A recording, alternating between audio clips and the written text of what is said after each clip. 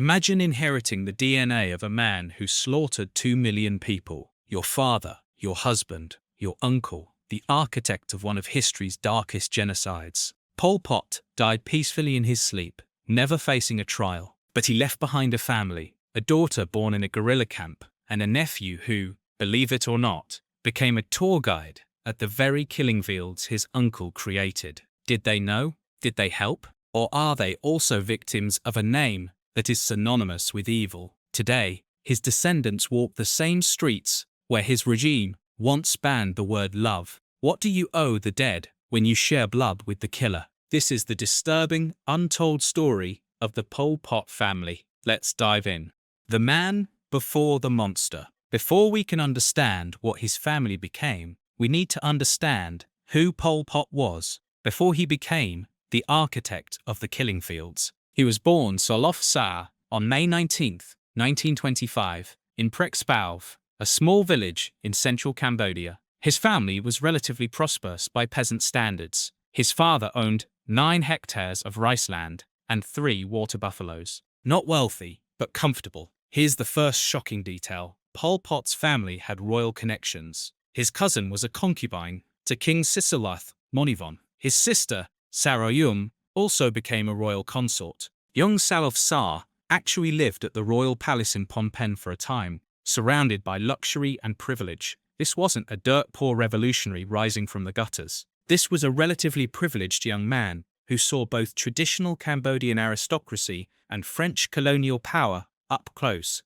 and decided both needed to be completely destroyed. In 1949, he won a scholarship to study radio electronics in Paris. He failed his exams repeatedly, but fell in with French communist intellectuals. He read Stalin. He read Mao. He became radicalized, developing the rigid, paranoid ideology that would later kill millions. He returned to Cambodia in 1953 and began teaching French literature and geography at a private school. His students later described him as soft-spoken, gentle, a good teacher. He smiled often. He seemed harmless. What none of them knew was that he was simultaneously organizing a communist revolutionary movement that would eventually consume the entire country. By the early 1960s, Saloth Sar had become a senior figure in the Communist Party of Kampuchea. He adopted the nom de guerre Pol Pot, a name whose origin remains unclear, and he began planning what he called the Great Leap Forward for Cambodia.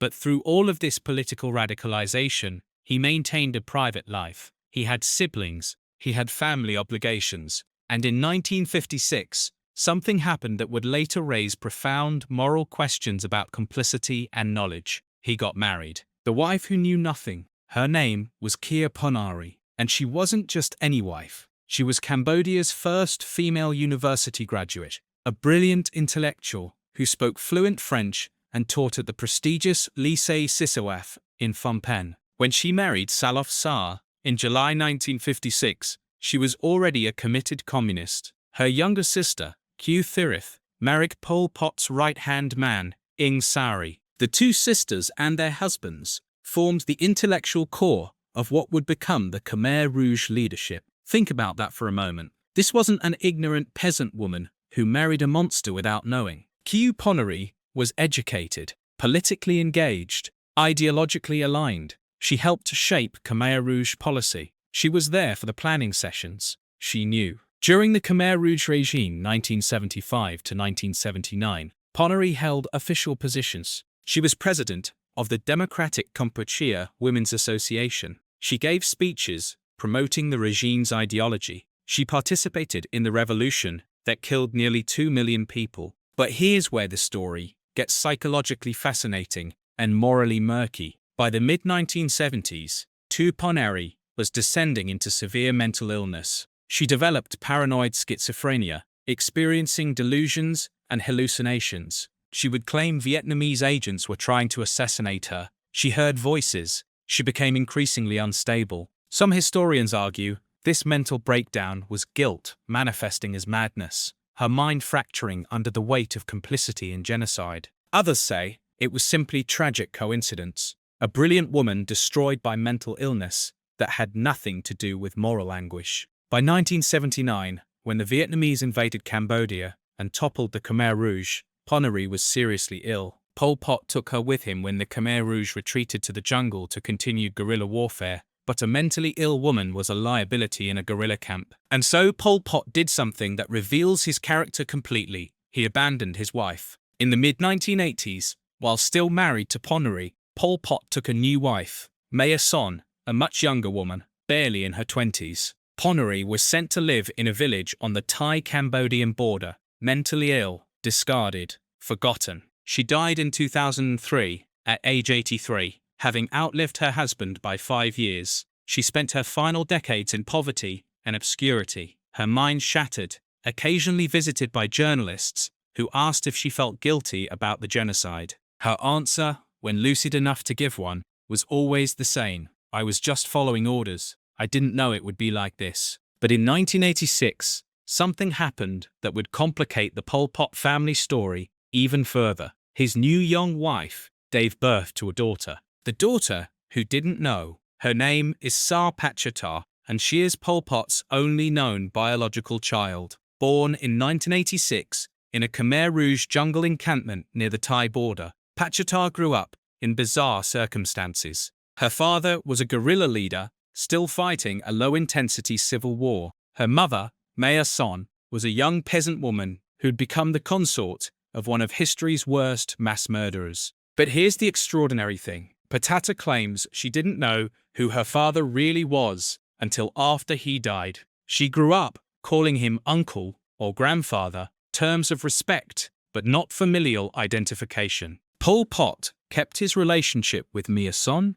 and their daughter relatively secret, even within Khmer Rouge circles. Security concern? Shame? A twisted attempt to give his daughter a normal childhood? We may never know. What we do know is this: Patchata's childhood was spent in Khmer Rouge camps. She had limited education. She learned to read and write, but she was isolated from the outside world. She had no television, no newspapers, no access to information about what her father had done. In 1997, the Khmer Rouge finally fell apart through internal purges. Pol Pot was arrested by his own comrades and subjected to a show trial for ordering the execution of Son Sen, his former defense minister, along with Son Sen's entire family. 14 people murdered. The trial was filmed. Pol Pot sat in a chair, looking frail and aged, while his former comrades condemned him. He showed no remorse. He claimed everything he'd done was for Cambodia's benefit.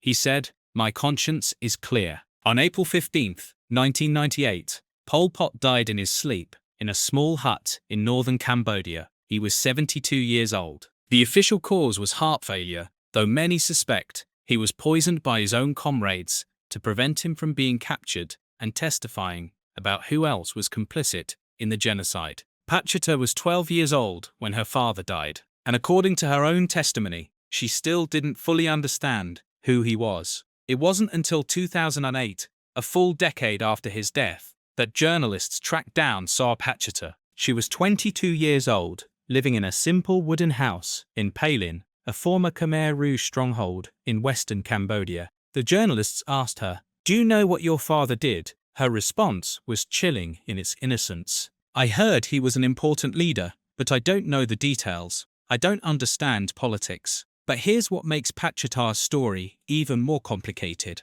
the daughter's choice. Over the years, as Sar Patchata learned more about her father's crimes, she faced an impossible choice: acknowledge the horror and live with the guilt, or maintain the protective ignorance that had shielded her childhood. She chose a middle path, one that's both understandable and deeply troubling. In interviews conducted in 2011 and 2014, Patchata acknowledged that her father had led the Khmer Rouge and that many people died. But she consistently framed herself as a victim of history, someone who suffered because of her father's actions. "I never had a normal childhood," she told one reporter. "We were always moving, always hiding. I never went to a real school. I lost my father when I was young." Notice what's absent from these statements: any acknowledgement of the 1.7 million people who lost their lives, any expression of remorse or horror at what her father orchestrated, any recognition that her difficult childhood pales in comparison to the children who were forced to execute their parents, or the families buried alive in mass graves. Pachacata married a man named Si Soin and had children, Pol Pot's grandchildren, carrying his DNA into the 21st century. She works as a rice farmer in Pailin, living a quiet, rural life. She rarely gives interviews. When she does, she's polite, soft-spoken, and resolutely focused on her own hardships rather than engaging with the broader moral catastrophe of her inheritance. Is this denial, self-protection, genuine ignorance, or something more troubling, a choice to center her own victimhood while ignoring the industrial-scale suffering her father caused? Mental health professionals might argue Patchata is exhibiting classic symptoms of trauma response: compartmentalization, minimization, focus on personal survival. But genocide survivors and their families often find her statements infuriating. "She had a father," one survivor said bitterly. "My children don't. Her father killed theirs, and she talks about how hard her childhood was." Patchata represents an extreme version of the question we see in every genocidal legacy. When do we stop holding children accountable for their parents' crimes? And when does claiming victimhood become its own form of moral evasion? But while Patchata chose selective ignorance, other members of the Pol Pot extended family made radically different choices. The siblings. Pol Pot had 5 siblings, and their relationships with him ranged from complicit to estranged to completely horrified. His older brother, Salaf Che, remained close to Pol Pot throughout his life. Che never held official positions in the Khmer Rouge, but he benefited from his brother's power. He lived comfortably during the regime, while millions starved. After Pol Pot's death, Che refused to condemn him, telling journalists, "He was my brother. I cannot speak against him." Che died in 2002,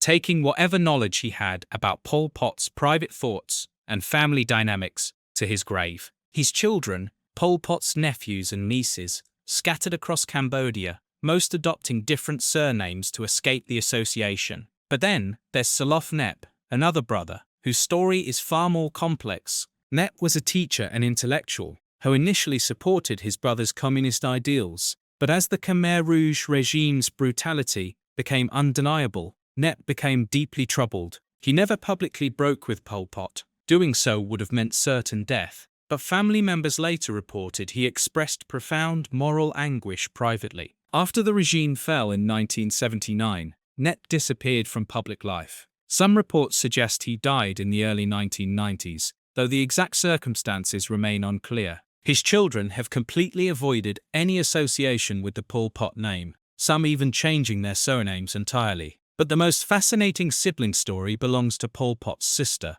Royum. Royum, remember, was a royal concubine in her youth. She experienced privilege, then revolution, then the horror of seeing her brother transform into a mass murderer. According to limited accounts, Royum survived the Khmer Rouge regime, but was left psychologically destroyed by the knowledge of what her brother had done. She lived into the late 1990s in rural Cambodia, refusing to discuss Pol Pot with anyone. Neighbors reported she would sometimes weep uncontrollably for no apparent reason. When Pol Pot died in 1998, Royum attended no memorial, made no statement, simply continued her silent suffering. Her silence speaks volumes. Some burdens are too heavy for words. The nephew at the killing fields. Here's where the Pol Pot family story takes an almost surreal turn. In 2010, a Cambodian tour guide named Pol Pot came forward with a shocking revelation. He was Pol Pot's nephew, the son of one of Pol Pot's brothers,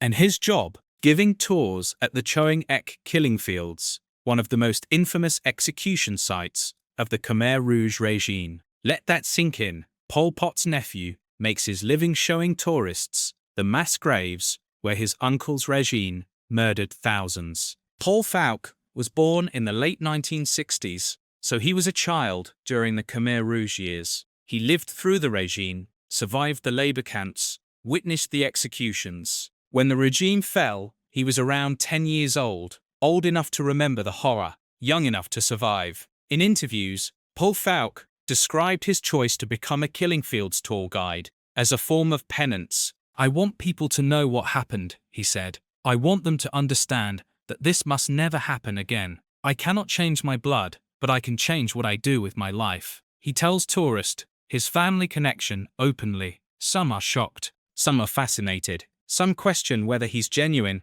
or simply using his family connection as a marketing gimmick. But here's what makes his choice profound. He contextualizes the horror rather than distancing himself from it. Unlike Patchata, who focuses on her own hardships, Pol Pot explicitly acknowledges the magnitude of suffering. He speaks the names of victims. He describes the methods of execution. He doesn't minimize or excuse. My uncle was a killer, he states flatly. What he did was evil. I am ashamed to share his blood, but I cannot change that. I can only try to honor the dead by telling the truth. Is this redemption, or is it impossible to redeem a legacy built on genocide? The in-laws and the trials. Remember Q Tirith, Q Ponri's younger sister, who married Ieng Sari, Pol Pot's deputy. Tirith was a brilliant woman, the first Cambodian woman to receive a degree from the Sorbonne. She held a doctorate in Shakespeare, and she became the Khmer Rouge Minister of Social Affairs,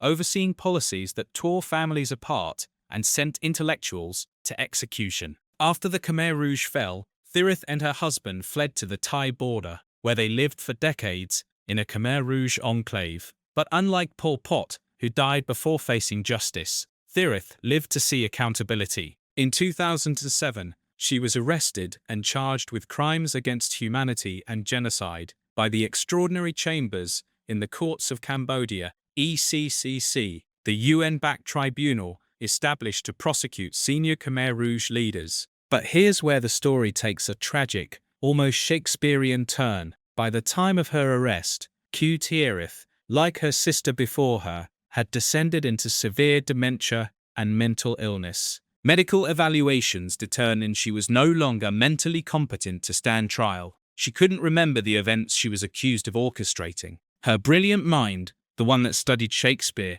and helped design a genocidal regime, had completely disintegrated. She was released on medical grounds in 2012. She died in 2015 at age 83, having never faced formal justice for her role in the genocide. Her husband, Ieng Sari, was less fortunate, or perhaps more fortunate, depending on your perspective. He was on trial when he died of heart failure in 2013 at age 87, before a verdict could be rendered. Their children, Pol Pot's nieces and nephews by marriage, have lived in silence. They changed their names. They scattered across Cambodia and abroad. Some have spoken anonymously to researchers, describing childhoods of luxury during the regime, followed by decades of shame. But the question that haunts them is the same one that haunts all the Pol Pot family. Can you be complicit through silence, through benefit, through DNA? The hidden descendants. Here's something most people don't realize.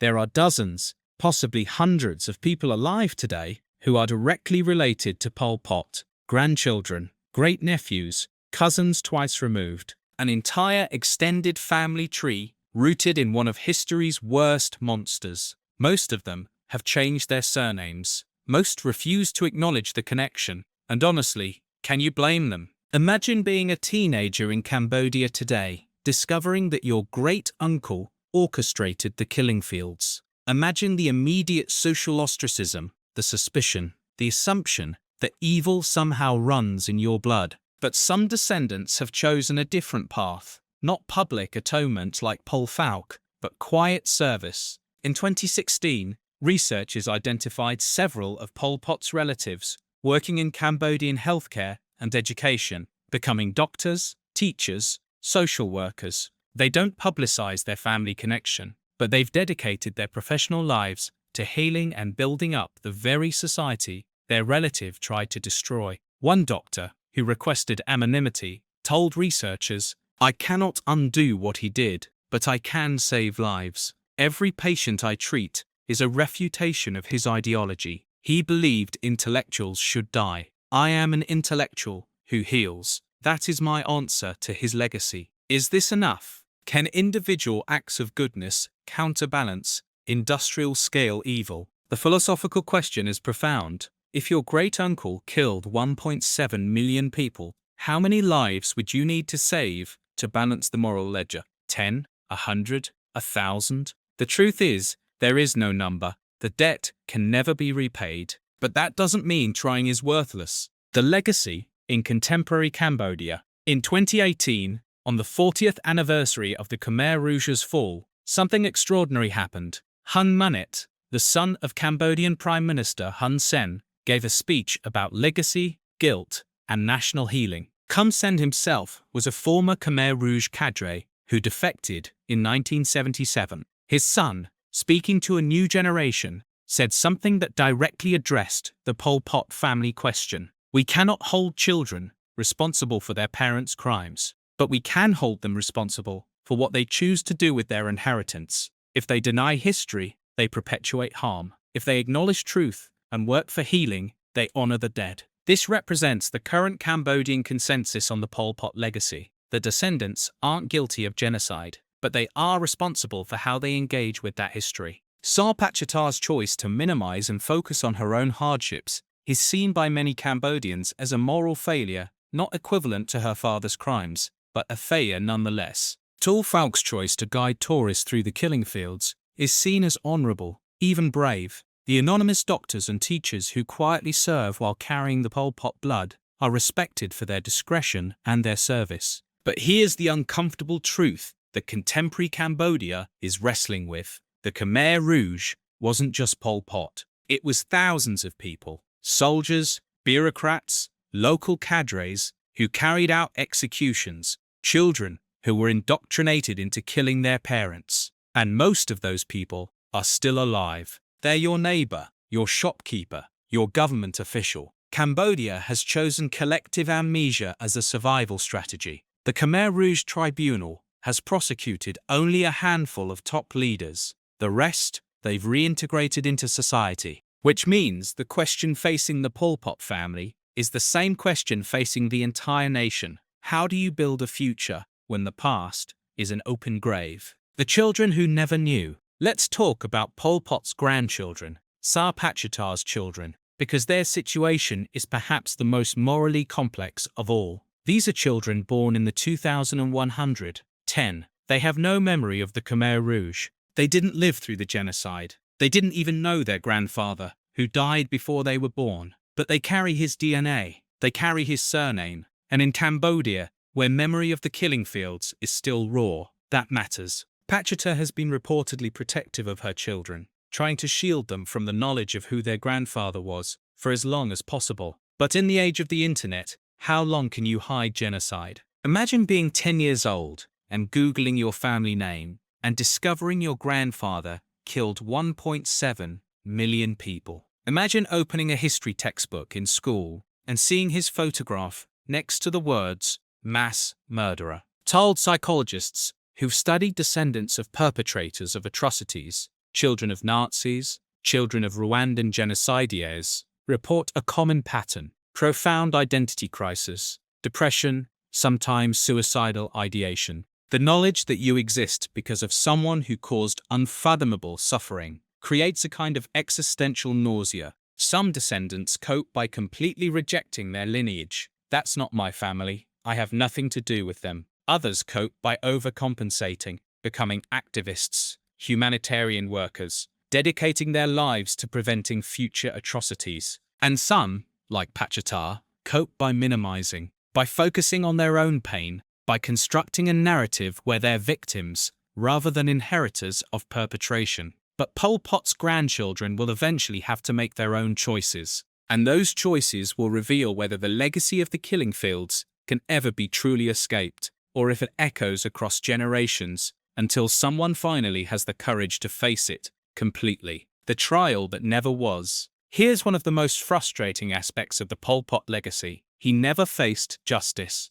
He died in his sleep in 1998, never convicted, never imprisoned in any formal sense, never forced to confront the families of his victims. The man who orchestrated one of the worst genocides in history simply expired peacefully. His wife, Q Ponori, went mad and died in obscurity. His second wife, Maya Son, still lives in Cambodia but has given almost no interviews and maintains complete silence about her relationship with Pol Pot. His daughter minimizes and deflects. His nephew gives tours but can't undo the past. The extraordinary chambers in the courts of Cambodia, the tribunal established to prosecute Khmer Rouge leaders has been criticized as too slow, too limited, too reluctant to prosecute lower-level perpetrators. As of 2026, only 3 people have been convicted: Kangek Ava, known as Dutch, who ran the S21 torture prison; Nguyen Chair,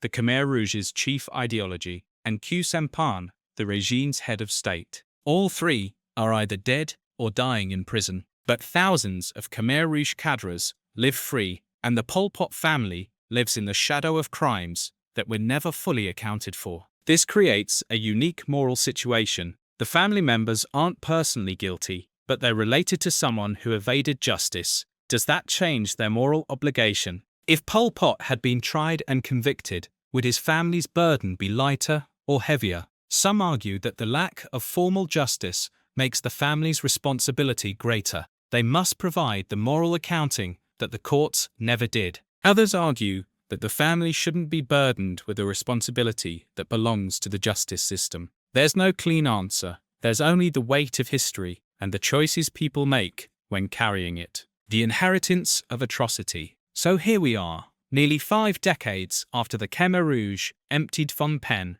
and began their experiment in agrarian communist utopia. The Pol Pot family is still navigating the fallout. Sar Patchata lives as a rice farmer, maintaining that she's a victim of her father's legacy. Pol Pot guides tourists through mass graves, trying to honor the dead through truth-telling. The anonymous descendants work quietly as doctors and teachers, attempting to heal what their relative broke. The grandchildren grow up discovering they're related to a monster, and Maya Son, Pol Pot's second wife, maintains an almost total silence that's either self-protection or complicity. We may never know which. But here's the question that haunts every single one of them, and it's the same question that haunts descendants of perpetrators worldwide. What do you owe when you inherit atrocity? You didn't pull the trigger. You didn't give the orders. You didn't design the system that turned Cambodia into a charnel house. But you carry the name, you carry the blood,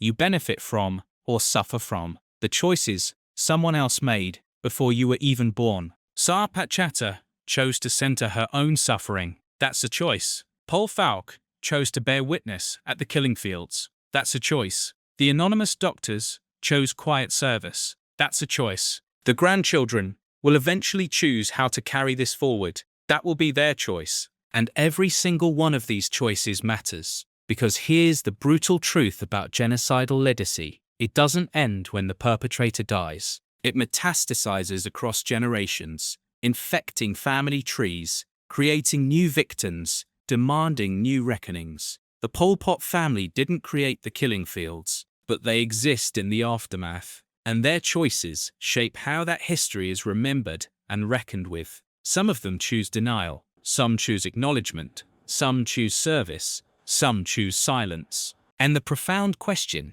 isn't which choice is correct, it's whether any choice is sufficient when the weight of history is 1.7 million dead. Can Pol Pot's tours redeem his uncle's legacy? No. Can Patchata's hardships excuse her minimization? No. Can the anonymous doctor's service balance the ledger? No. But here's what might be true. The trying matters, even when redemption is impossible, because the alternative is forgetting. The alternative is letting the killing fields become just another historical footnote, another set of statistics, another tragedy we scroll past on our way to something more comfortable. The Pol Pot family, for all their flaws and choices and moral complexities, keep the memory alive. Patchata's existence reminds us these weren't abstract historical forces, these were human beings, families, children. Pol Pot's tours force confrontation with what happened. The anonymous service workers